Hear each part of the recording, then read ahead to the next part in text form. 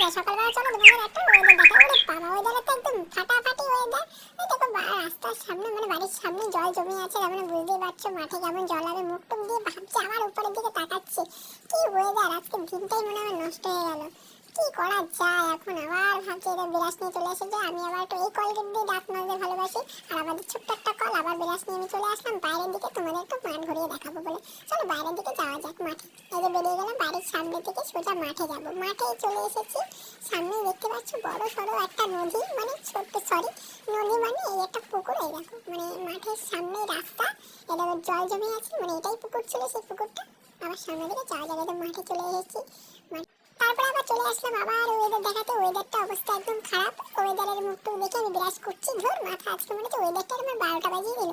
এই দেখো সামনে একটা ঝর্ণার মতন জল যাচ্ছে, মানে সরি স্রোত ভাবে জল যাচ্ছে। আবার সামনের দিকে চলে গেলাম, দেখো রাস্তায়